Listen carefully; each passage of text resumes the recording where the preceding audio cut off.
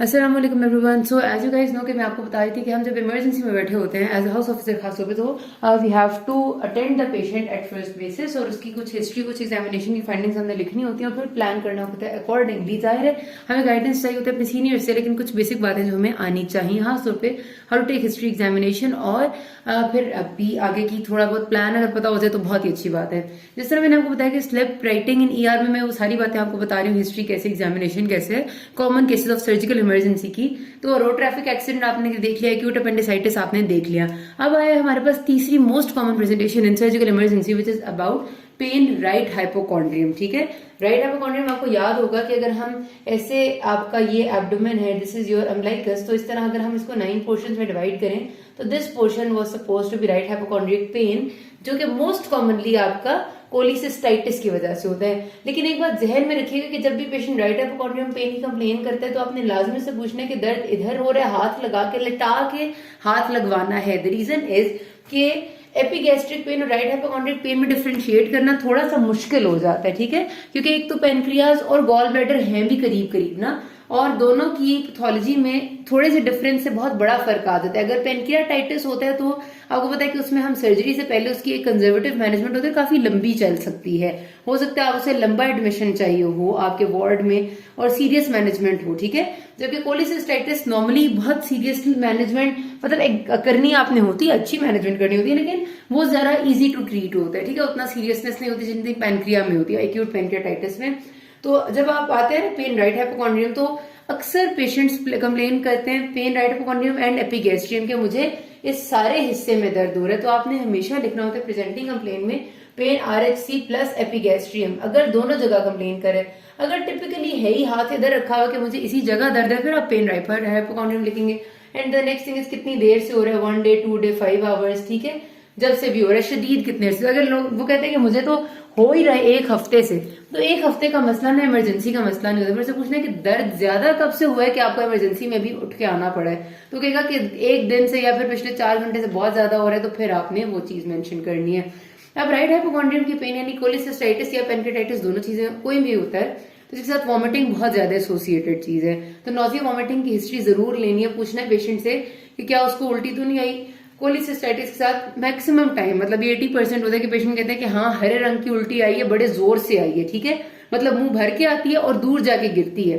अगर आप थोड़ा सा डिटेल लें ना, तो वॉमिटिंग की हिस्ट्री अगर आपके पास लिखने का टाइम है तो वॉमिटिंग होगी बिलस, ग्रीनिश कलर। ठीक है, ग्रीनिश कलर बिलस होती है, बिलस होती है, माउथफुल होती है एंड दूर जाके गिरती है, मतलब वो जरा प्रोजेक्टाइल होती है। ठीक है, तो आप लिख देंगे तो बहुत ही अच्छा इंपैक्ट पड़ेगा। पर चलें, if you don't have so much time तो आप लिख दें बिलस या ग्रीनिश कलर्ड वॉमिटिंग, इतने एपिसोड्स हुए। ठीक हो गया। उसके बाद तीसरी इंपॉर्टेंट चीज हिस्ट्री होती है कि रेडिएट कहाँ पर कर रही है पेन, क्योंकि कोलिसिस्टाइटिस की पेन का आपको पता है कि टिप ऑफ राइट शोल्डर पे रेडिएट करती है, क्योंकि फ्रेनिक नर्व इन्वॉल्वमेंट होती है। पेनक्रियाटाइटिस की जो पेन होती है वो कहते हैं आगे से पीछे कमर तक जा रही है, वो पीछे रेडिएट करती है। कभी कभार पेशेंट्स आपको पता है थोड़ी सी वेक प्रेजेंटेशन के साथ आते हैं, वो कोली की पेन को भी पीछे कमर तक रेडिएट करा रहे होते हैं, तो तब हम अपना डिफरेंशियल डायग्नोसिस यही बनाते हैं कि suspicion of acute cholecystitis slash acute pancreatitis, और फिर उसके वर्कअप से हमें पता चल जाएगा कि उसे मसला क्या है। ठीक है जी, ये कुछ हिस्ट्री के पॉइंट्स हैं। अब जिस तरह हमने पहले एग्जामिनेशन की थी उसमें अपने अपेंडिक्स में, यहाँ पर भी सेम उसी तरह से कि एब्डोमेन को पहले पेशेंट को लटा के चेक करना है सॉफ्ट है या नहीं है, गार्डिंग कर रहे हैं या फिर टेंस हुआ हुआ है या सॉफ्ट है। ठीक है, अब गार्डिंग नॉर्मली इसमें ना सॉफ्ट ही होता है, क्योंकि ये कोई पूरे एब्डोमेन का जनरलाइज्ड इन्फेक्शन अक्सर ही नहीं हुआ होता, अक्सर बहुत ही कम होता है कि अगर इतना सवेयर पेनक्रियाटाइटिस होकर जनरलाइज्ड एब्डोमिनल टेंस हो जाए, मतलब पूरा एब्डोमेन आपको टेंस मिले, तो इसका मतलब होता है कि वाकई सिवेरिटी बहुत ज्यादा है उस केस में। वरना कई दफा मैक्सिमम कोली ऐसे आएंगे आपके पास जिनमें एब्डोमेन मिलेगा आपको सॉफ्ट। ठीक है, टेंडरनेस जरूर होगी। आप बाकी सारे एरियाज में जिस तरह आप पैल्पेट करते हैं, करते करते इधर आएंगे तो आपको ये एरिया टेंडर मिलेगा, टेंडरनेस पॉजिटिव होती है, तो उसमें लिख लेना आपने माइल्ड टेंडर है, मॉडरेट है, सिवियर क्या सिर्फ राइट हाइपोकॉन्ड्रियम में या एपिगैस्ट्रियम में भी है, अकॉर्डिंगली लिखना है। और इंपॉर्टेंट बात जो यहाँ पर है वही कि पेशेंट को अपने बातों में जरूर एंगेज करना है, वरना वो सी करता रहता है और आपको दर्द का ऐसे नहीं पता चल सकता। बातों में एंगेज करने से ही आप अंदाजा लगा सकते हैं कि एक्चुअली उससे दर्द है या नहीं है।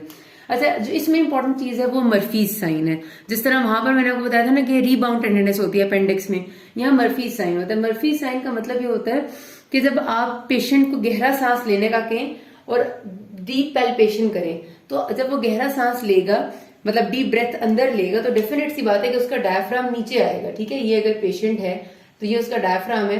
जब वो डीप ब्रेथ लेता है तो डायफ्राम नीचे की तरफ आ जाता है। आपको पता है लंग्स एक्सपैंड करते हैं जब डायफ्राम नीचे की तरफ आता है तो उस केस में आपने इसी टाइम पे, जब उसने सांस अंदर लिया है गहरा, आपने डीप पैल्पेशन करनी होती है राइट हाइपोकॉन्ड्रियम में।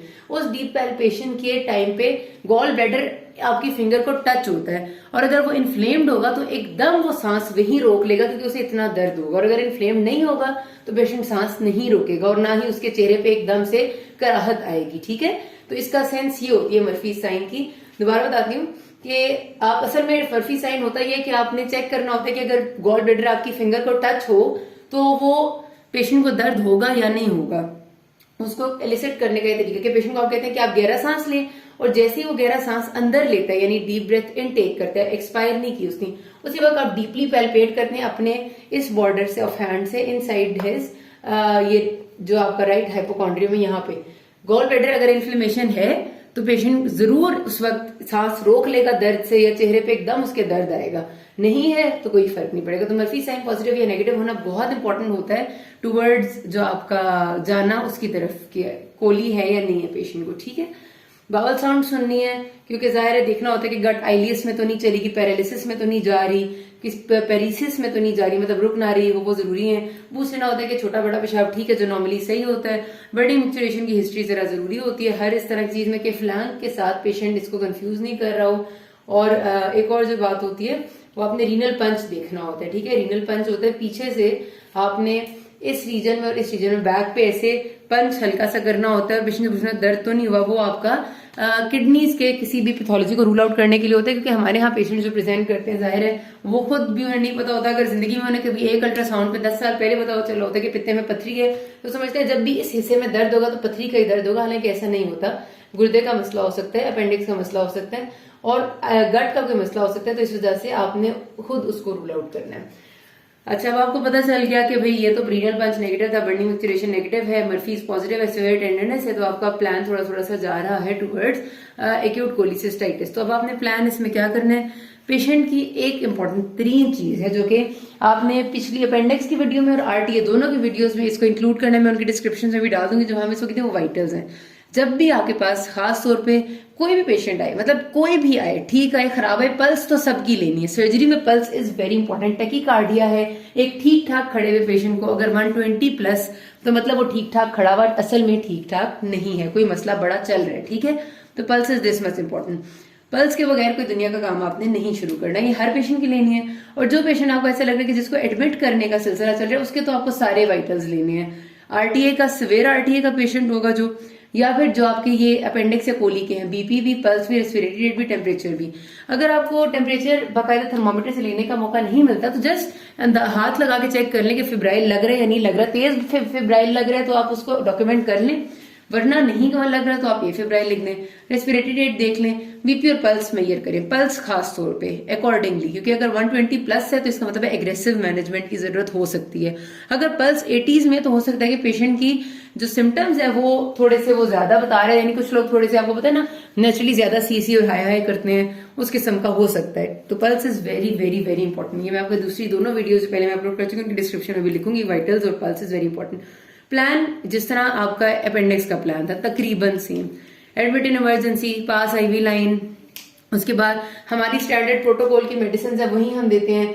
एक इंजेक्शन आपको पता है सेफ्ट्राक्सोन, अब तो आपको डोज भी याद हो जानी चाहिए, मैंने 3 दफा बताया कि सेफ्ट्राक्सोन जब भी देना है आईवी तो 1 ग्राम आईवी बीडी होता है। फिर दूसरी दफा में इंजेक्शन आप हमेशा साथ इसके इंजेक्शन फ्लेजियल 500 mg ऐड करते हैं, आईवी ये हमेशा टीडीएस देना है। इसके साथ मैदे के लिए हमेशा इंजेक्शन ड्राइजेक 40 mg आईवी ओडी देना होता है। ठीक है, ये स्टैंडर्ड है। साथ एक अच्छा पेन किलर टोराडॉल दे दें आईवी टीडीएस में। अगर पेशेंट को वॉमिट हो रही है तो साथ ग्रेविनेट ऐड कर दें, ठीक है, ताकि और ट्रेमोल ग्रेविनेट भी कर सकते हैं आप, आईवी दे दें, इसको भी आप अकॉर्डिंगली देंगे ये, ठीक है। टोराडॉल और ग्रेविनेट पेशेंट के हिसाब से देंगे, बीडी में देना है, टीडीएस में देना है या स्टार्ट में देना है। और उसके साथ आप अगर फीवर बहुत ज्यादा है तो प्रोवैस ऐड कर दें, पैरासिटामोल होती है। साथ आपने उसके हमेशा रिंगर्स लैक्टेट अपने हिसाब से कि आपने आईवी इसको सुबह शाम मतलब 2 टाइम 1 लीटर जानी चाहिए आपके हिसाब से, या फिर 3 लीटर जानी चाहिए। अगर 2 टाइम देंगे तो at the rate of 80 ml per hour, ठीक है। इस हिसाब से लिख दें। उसके बाद उसकी इन्वेस्टिगेशन चाहिए आपको, BLIs चाहिए यानी कि blood CP, LFT, RFT, electrolyte, PTA, PTT, और उसके साथ आपको इसका लाजमी तौर पे चाहिए एक्सरे इरेक्ट एब्डोमेन। ठीक है, ये बहुत जरूरी है, किसी भी एब्डोमिनल पैथोलॉजी में आपका एक्सरे इरेक्ट एब्डोमेन होना चाहिए, साथ इसकी अल्ट्रासाउंड एब्डोमेन। ठीक है, कई बार आप पेशेंट को एडमिट करने से पहले उसका एक अल्ट्रासाउंड कराते हैं और उसकी बेस पे उसको एडमिट करते हैं, तो इसलिए ये आपका डिपेंड करे कि आपने अल्ट्रासाउंड पहले कराया या नहीं कराया। नहीं कराया तो अभी कराना, BLIs, एक्सरे एब्डोमेन, अल्ट्रासाउंड। और उसके अलावा क्योंकि अगर आपको लग रहा है कि ऑपरेटिव तरफ जा सकते हैं तो एक्सरे, चेस्ट एक्सरे, ECG कराएं, वरना ना कराएं, और साथ लिखना होता है रीअसेस। ठीक हो गया जी। ये पेशेंट टू पेशेंट थोड़ा सा प्लान वेरी कर सकता है पर ज्यादा नहीं करता, ज्यादातर यही होता है। This is very commonly use. किसी को यहाँ पर कोई भी मसला होता है तो you can ask me. Thank you.